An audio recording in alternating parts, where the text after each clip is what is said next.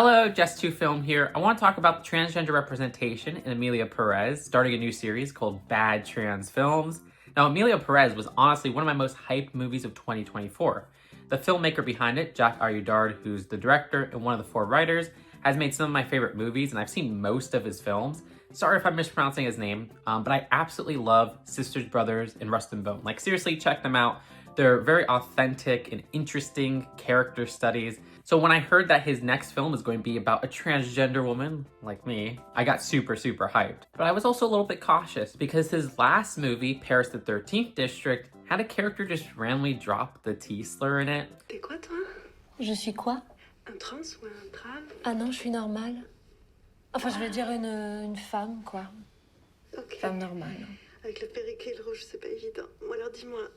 Now look, I love flawed characters in movies, but it just felt very weird and out of place and didn't really fit the nature of that character. It wasn't anything that ruined the experience, and I still quite love Pérez the 13th District.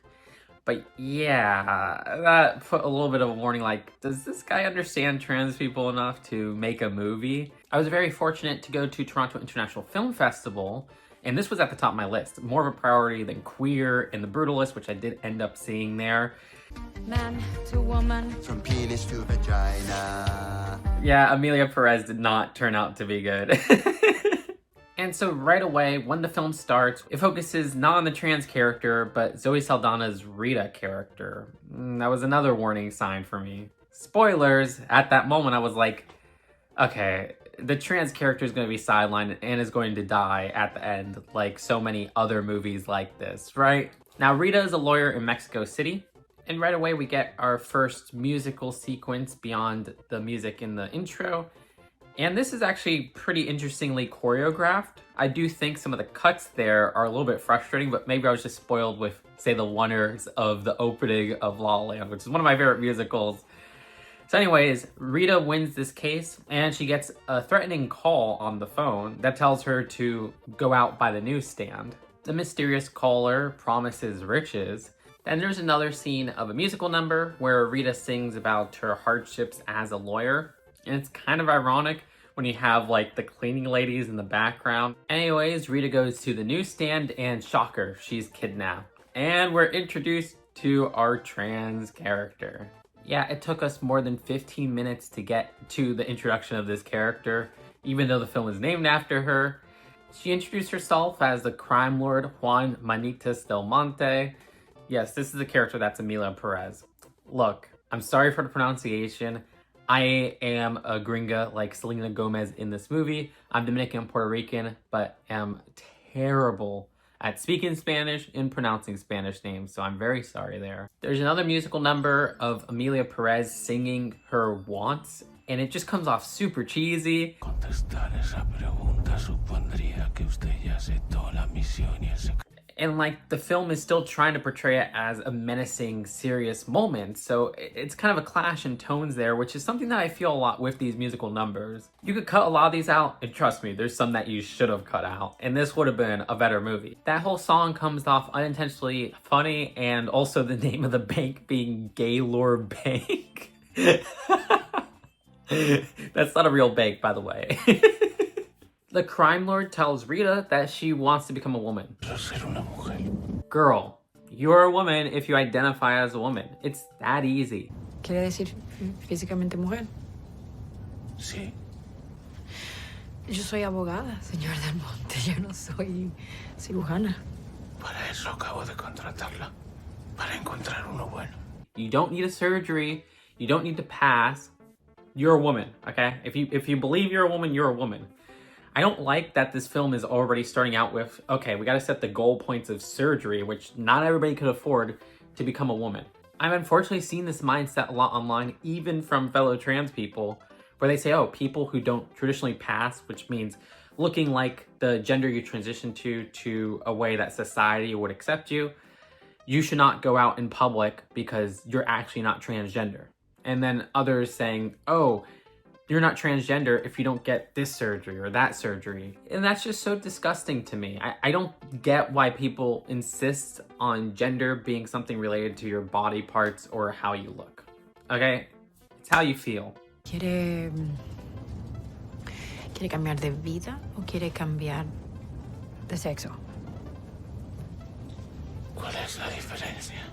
At least this response to Rita is something that brushes on qualia, which I like qualia of trans people in films, you know, exploring their mind and their transness on a psychological level. But how we explore transness on a psychological level on a lot of films, unfortunately, has been to say, oh, this person's a killer because they're trans. Emilia says she's been on treatment for 2 years, which is confirmed in a later scene as hormone replacement therapy. To me, the writing of this Emilia Perez character is an anomaly. I've never encountered a trans person in real life setting gender reassignment surgery as their goalpost for considering themselves the gender they've transitioned to. Everyone I've seen accepts themselves as a new gender the moment they realize they're trans.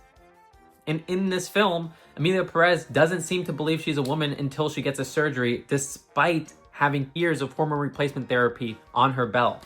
Like, what?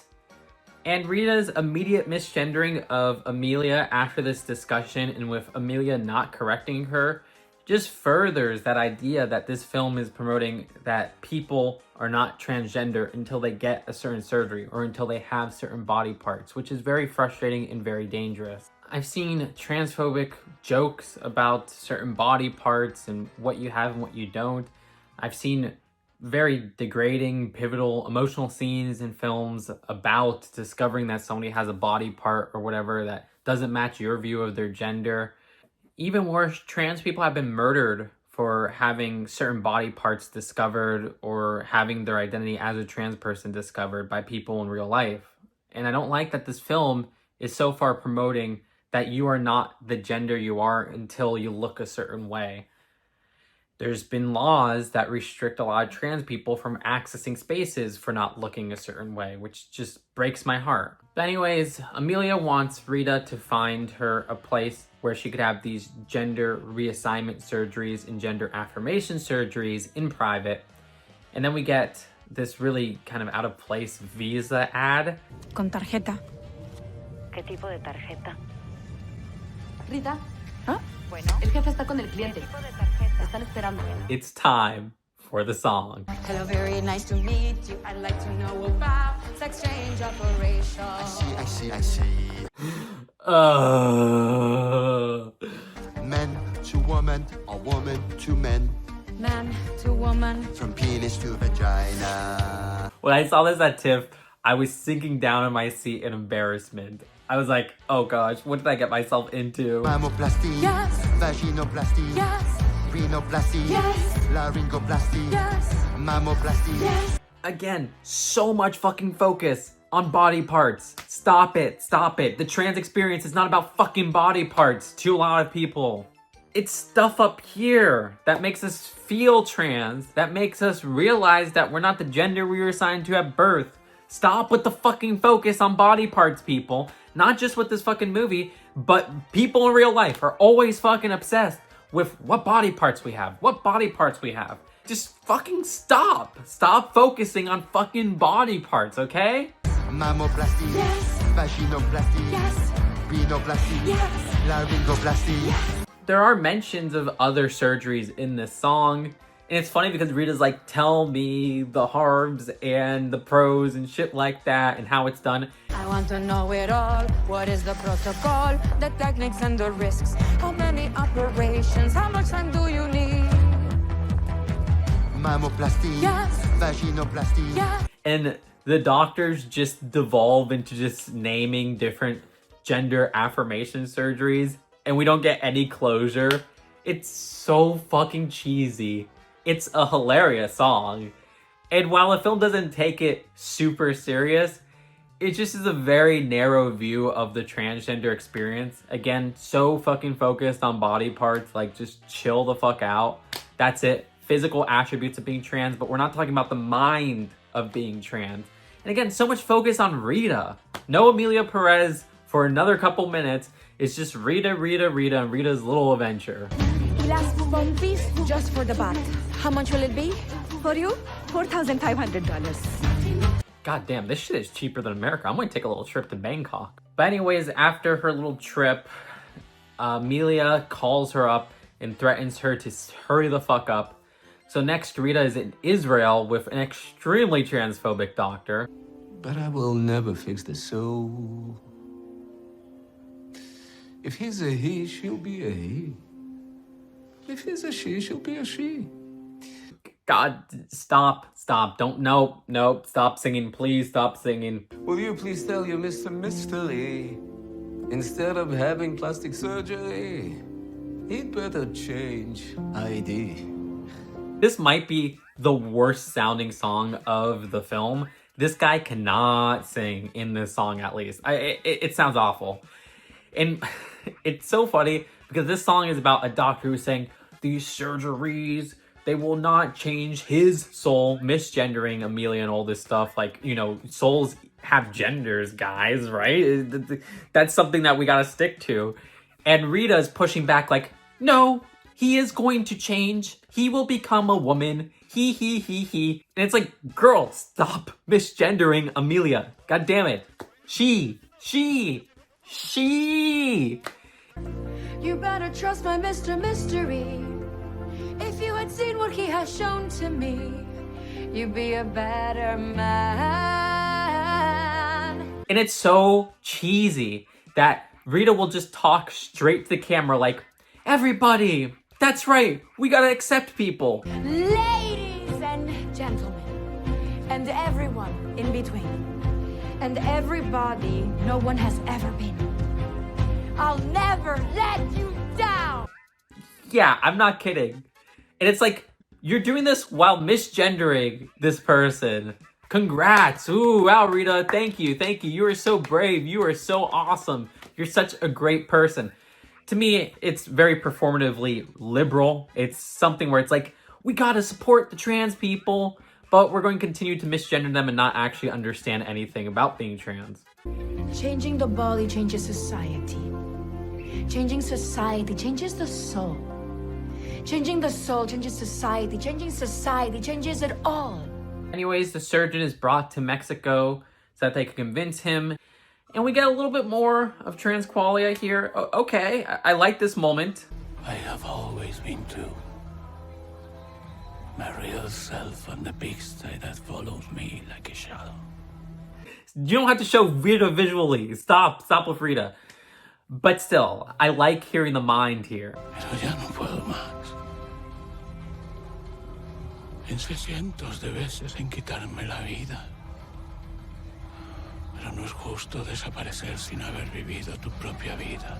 Explains how difficult it was to be herself in her environment, and the surgeon seems to start understanding. In order for my true nature to remain hidden, and Manitas to be respected, Manitas has to be more faster than the other motherfuckers around him in the peace side.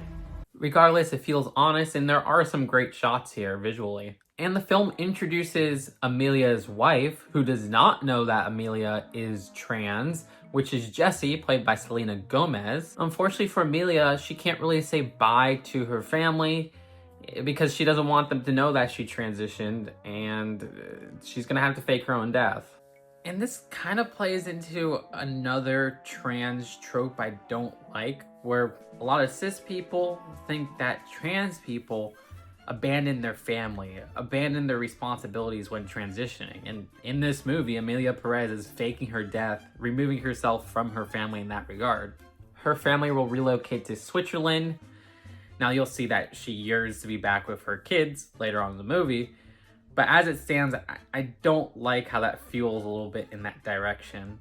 We get another song, which, I don't know, also comes off pretty cheesy to me.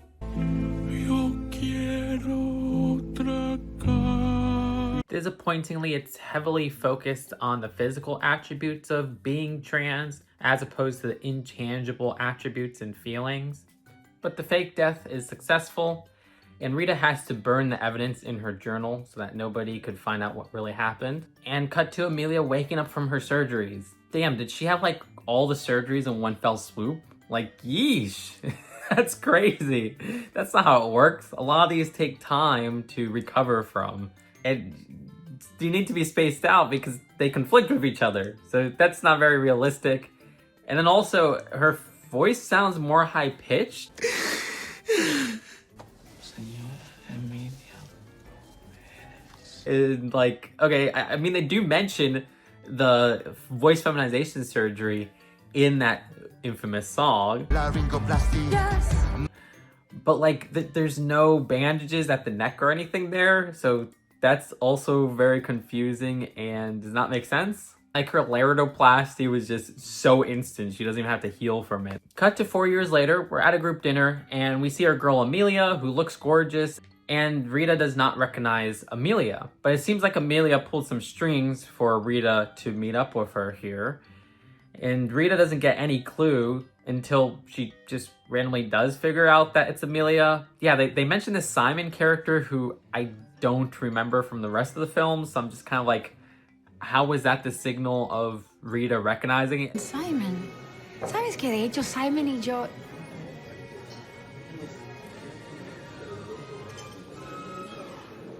Then it's even weirder when you consider that Jesse does not recognize Emilia until, spoilers, the very end of the film, when Emilia just flats out tell her that, yeah, I was your husband.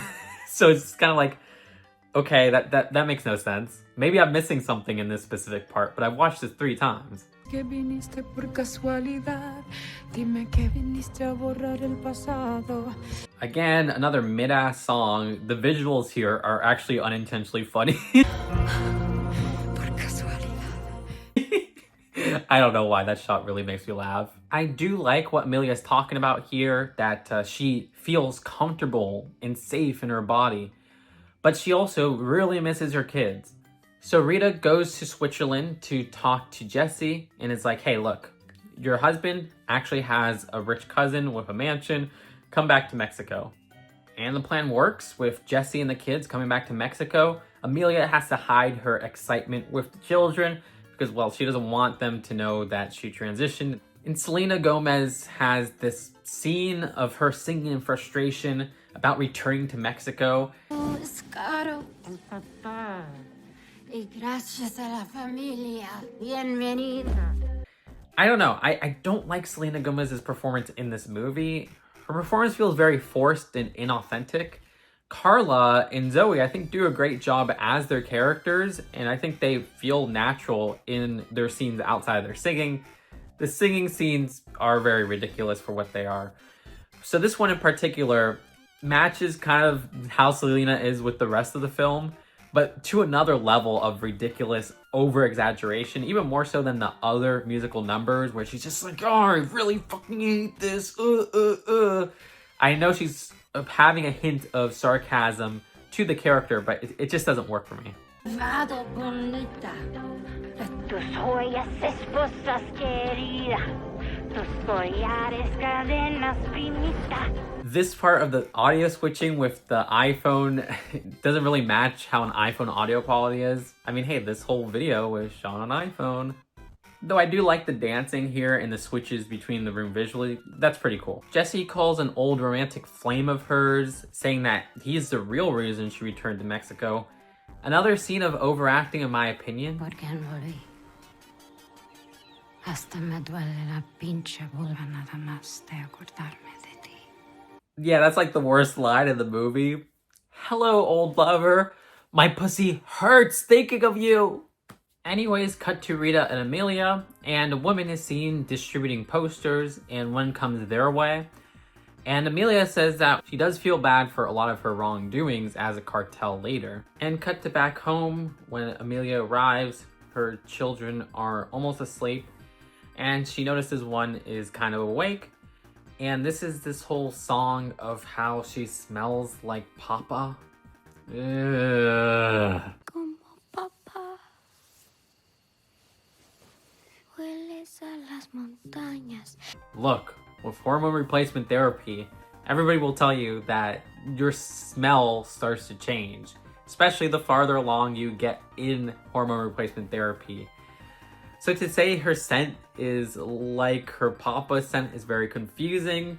The most generous interpretation I could give of this is that, well, she was 2 years into hormone replacement therapy before she disappeared, so maybe the formative memory of the kids, which this is 5 years after she disappeared, is that specific smell she had. I feel like I'm giving this film too much credit. I do like the instrumental in the song, and I do like those starlight visuals. And it's around this point that the film starts to focus more and more on this new NGO that Emilia and Rita start about reuniting and giving closure to families of missing people. And those missing people are usually affected by cartel and crime. So Emilia will use her connections to figure out what actually went on there. There's even like a song about it from people who aren't established characters in the film. And I don't know, this part's just really kind of boring for me. Like, at least that first part was very weird, but still entertaining. This second act is just very boring. Anyways, Jesse returns home from a little romantic outing with that lover. I like the little license song they use here.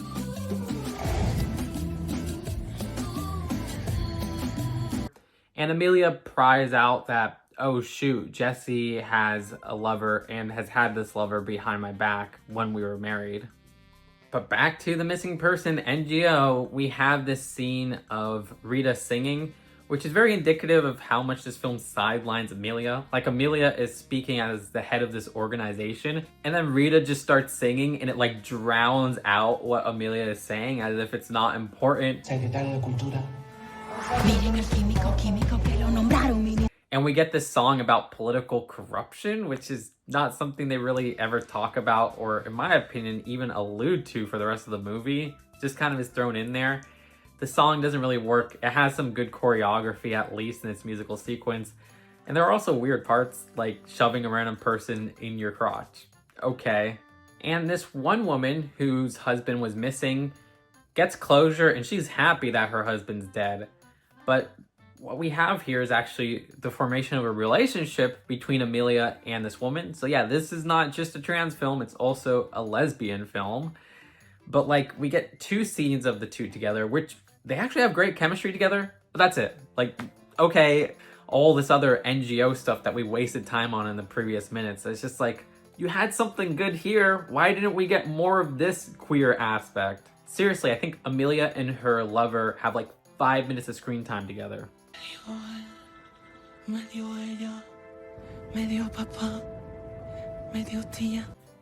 This song is half decent. Zing. I mean, I don't like the whole half man, half woman thing on a literal sense for a trans woman to be saying that. I mean, that's pretty transphobic to me. Nice longer take here. This karaoke song I think is fun. It doesn't take itself too seriously. It's catchy, and I like the visuals with like the karaoke screen and the difference in frame rate there. Jesse reveals to Emilia that she's going to be marrying her lover and taking the kids outside of Mexico City and moving in with her lover, and she makes it pretty clear that Emilia cannot join. And we see a trope that I really don't like that's pretty harmful, where we have the trans feminine character becoming extremely aggressive in an uncalled for act of violence towards somebody who doesn't deserve violence for what they revealed. In this case, she pushes Jesse onto the bed in a very violent manner and starts yelling at her.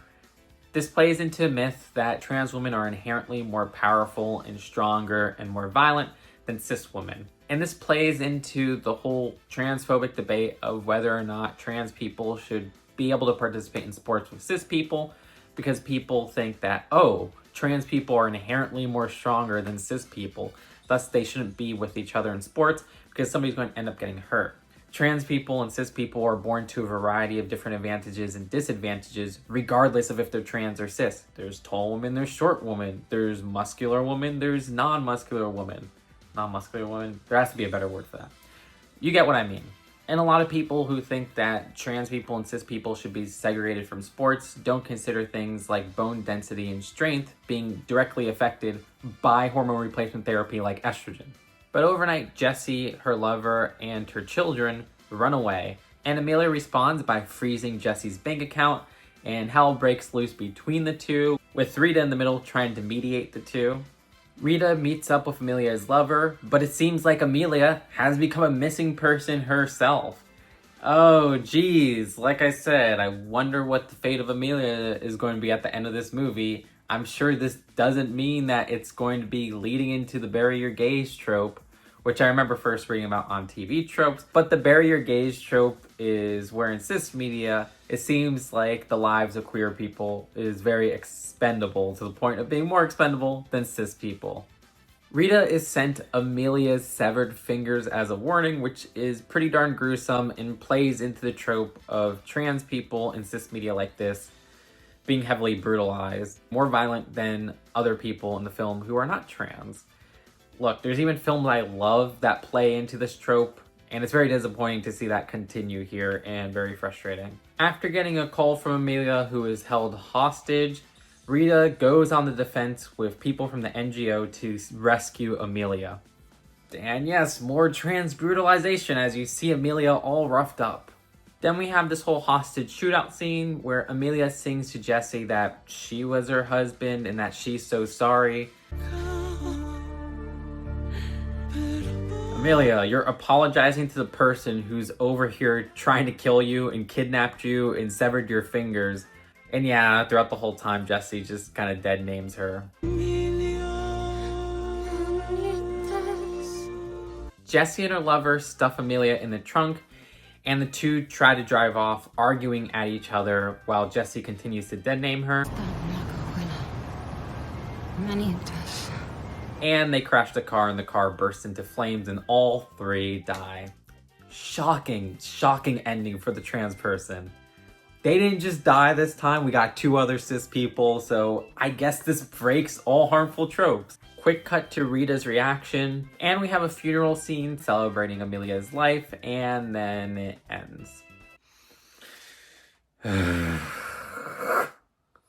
So Emilia Perez has a very disappointing representation of trans people, where we get a very cliched and cis-normative look at being transgender. Discussions are mostly reduced to body parts and framed as if being transgender is a way to hide and run from your past. Specific details that are much more universal to the transgender experience, like hormone replacement detail, are nearly ignored. And this leads to a lot of misinformation and confusion from certain lines and scenes. If this film came out 10 years ago, it probably wouldn't hurt as much as representation of trans people. Where back then we had Oscar darlings like Danish Girl, where we had the trans woman played by a cis man in real life, which is very frustrating. In this film, at least we have the trans person played by a trans woman. I would have liked if one of the four writers was actually a trans person, and definitely is evident that none of the writers are trans. This isn't the worst movie for trans representation, but it is one of the worst movies for trans representation in the year 2024. Still, to its credit, I was glad that it didn't completely ignore the mind of a trans person, or we do get brief glimpses at trans qualia here and there. I find it kind of interesting because Netflix has been distributing some other great trans media for 2024. Baby Reindeer had a fantastic trans supporting character who was played by a trans woman. And that character, who is somebody who is based off of a real life person, doesn't fall into the harmful tropes that Emilia Perez keeps reiterating that we've seen throughout other films that have won awards before. There was also the documentary Will and Harper, which starred Will Ferrell and his friend Harper Steele. And this was a little documentary that I thought had a great representation of the trans experience. It followed Will and Harper going on a road trip across America, with Harper looking back at her past and seeing things that made her realize she's trans, explaining her trans experience from coming out to where she's at in the documentary to that day, and seeing how other people react in the public to her being trans. I will say it's not a great documentary for reasons that aren't because it's transphobic, but I just cannot connect with Will Ferrell's humor. And in the film, he's not transphobic at all or anything. He's just very annoying. And then the film has like some bad product placement and stuff like that. But I do think that's a good little documentary. And it's something that has one of the most authentic portrayals of a trans experience that I've seen on screen. You get some very interesting deconstructions of Harper's mind from her own words, which I think is fantastic to listen to. And of course, a lot of people are talking about I Saw the TV Glow, which was a movie from 2024, not from Netflix, but does an excellent job at having a very relatable trans experience without directly being about trans people. Like, it never explicitly mentions anything about trans people. The characters aren't explicitly transgender, but the symbolism and the story that's going on there is all very indicative of a lot of people's trans experiences. And it comes from a trans filmmaker who identifies as non-binary. How do I feel about the Emilia Perez movie beyond its trans representation? Well, I think its strength is its visuals. I really do like how the film is directed with some great long takes, some interesting choreography in its dance sequences, fantastic use of lighting and coloring. And as I made clear before, the performances vary. I think Zoe and Carla are pretty fantastic. I think Selena is very weak. And I think there's a clash in tone going on here with the musical sequences and with the actual storyline, where the musical sequences make so much of the feel of the movie come off a lot more cheesy and campy, when the storyline has some very serious stuff. Now, as I said, I think the writing of this film is just not there. The storyline is not very engaging. Like I said, the most engaging part of the film is just how gonzo it gets. I'd love if the film explored more trans stuff in it, but we don't really get too much trans stuff beyond the stereotypical look of body parts and such, which we just discussed. But like the second half of the movie is incredibly boring with this whole missing people story plot. I don't find the whole cheating subplot with Jessie and her former lover very interesting. The Rita character is just not interesting to me at all. At first she feels like an audience fill-in, but she just kind of sticks around for the whole movie and she doesn't have much else going on. There's an insistence that this is somebody who stands up for the defenseless, but it's almost a bit too pushy on that, where it just feels like, okay, you're not really building a character who seems like she represents the defenseless, but you're saying a lot of times that, oh, this is a very brave character, she's standing for you. This film could have been a lot tighter in its editing and much shorter than 2 hours long. Especially in that second half, it's a chore to get through. And like, the musical aspect of this is very weak. I don't remember any of the songs from the film from when this film ends, except for the cringiest song. And none of them stood out as, oh, this is a great song. There's 1 or 2 songs that are decent, but even then I can't recall them off the top of my head, you know? I want to be jamming to the soundtrack of a musical, damn it.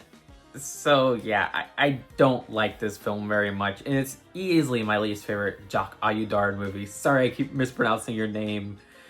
I mean, all of his other films I rated a 6 or above, but this one for me is a 4 out of 10. Did not hit, and yet it's the one I've seen the most from him because of this freaking video. This isn't the case of What is a Woman, where it's just grossly transphobic and exists to bring down trans people. This exists to celebrate trans people, and I could see there was an attempt.